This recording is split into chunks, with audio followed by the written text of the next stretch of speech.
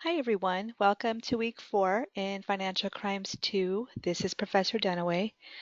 I hope that you all had a good week 3 and that you're having a good first weekend of fall. I can't believe it's already fall. It's crazy, but I hope that you're all having a great weekend. I have to apologize. I realized, well, a student pointed out that I misspoke in my video last week, but I didn't realize it till I think it was Friday when I got the email. Um, so I misspoke saying that your assignment, at one point I said tomorrow because I recorded this last Saturday. So I said tomorrow, meaning last Sunday, but I didn't get any other email. So I think you all probably knew that I had lost my mind for a split second because I did give the correct information later and the correct dates and such. But I apologize for that. Sometimes when I'm talking, and I listen to it too. I always re-listen to my videos and rewatch my videos after I post them or after I record them. So again, I apologize that if there was any confusion that I caused by my misspeaking. But anyway, so here we are heading into week 4. So last week, week 3, you learned all about fraud. So as I mentioned, you want to be able to just look at the learning outcomes and have a good sense of those. So the learning outcomes for week 3, you want to be sure that you can discuss the legal concept of fraud and also the various categories and also employee and employer fraud. And then you also want to be able to analyze the importance of anti-fraud response plans and the component elements.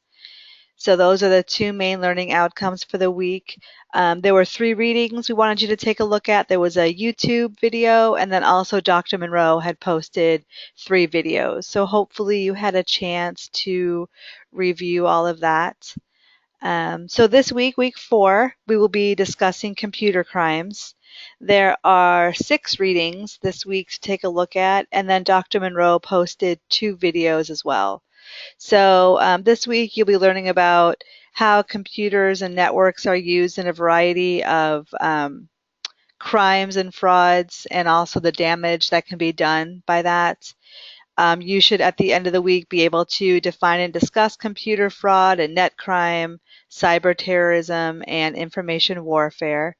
You should also be able to analyze federal legislation, such as the Computer Fraud and Abuse Act. And then finally, you should be able to identify the purpose and component parts of an information technology audit. So again, I think another really interesting week in class with good material. So hopefully you'll have time to get through the readings and the videos. So next week, week 5, another interesting week, at least in my opinion, we'll be learning about identity crime. So week 5. Um, I so last week, well, I posted your discussion forum grades for week 2 last week on Wednesday. I don't even know what grade, maybe Tuesday. Anyway, everyone did a great job. Really, really pleased again with your discussion and your interactions. Dina, great work interacting with other students and keeping sort of the dialogue going. That's what we're looking for is, so even if you agree with a student, which sometimes you will, we just want to see you still continuing the conversation. So maybe ask an additional question, maybe bring up an additional point. Um, but again, I'm seeing, I'm very pleased with. So please keep up the great work in the discussion forum. So for this week, week 4, you want to post in the discussion forum. You want to do the reading that I mentioned. You want to watch the videos. And then optional office hours. Again, this is the final week with Dr. Monroe. I'll be doing them starting next week, week 5. But for this week, they'll be held again on Tuesday at 1 p.m. Pacific. So feel free to stop in. And then the big thing, so now I'm going to speak correctly. Your assignment 1 is due by the end of day today because I'm posting this on Sunday. So by 11:59 p.m. tonight, you must have your assignment uploaded. Otherwise, there will be a penalty. And please make sure there's been a few mishaps. Please make sure that you're uploading it to the correct place, the correct week, the correct assignment. I always hate having to knock points off for students that are doing a good job but make that mistake. But if I don't have it, if I don't see it in the correct place and it's not time stamped at the correct time, I need to deduct points. And again, I always feel bad. So please make sure you're double checking that to make sure that everything's correct, and it's in the correct spot. And also, as I've mentioned before, I also hate having to deduct points if you're not meeting the 5-page minimum, if you don't have footnotes, if it's not double spaced, or if all the questions. So I have the assignment number 1 up here on the screen right now. So also, if you're not, there's a few questions we want to make sure that you include within your paper. So make sure you include all those, please. Again, I hate deducting points for things that, in my opinion, are, not easy, but at least things that you can for sure include and know you're getting those points. If maybe your analysis isn't quite as deep as we would like, or you missed some analytical points we wanted you to discuss, that's normal for an essay type paper. But the particulars, I always hate deducting points for that. So please make sure that you're meeting all the criteria and answering all those questions. And again, it must be posted tonight.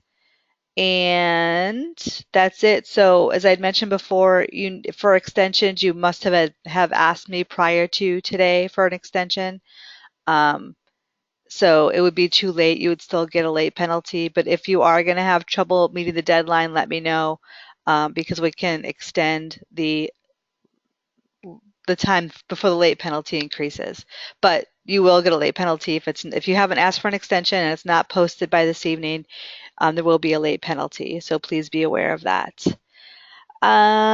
Your next assignment, just looking ahead, is due at the end of week 5.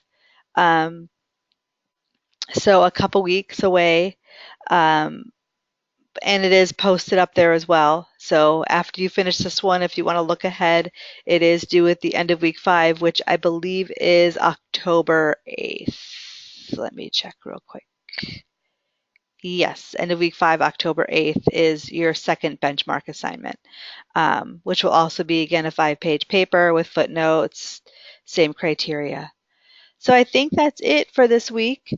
I hope you all have a great week 4. And again, I will be around. If you have any questions, please email me, or you can email Dr. Monroe.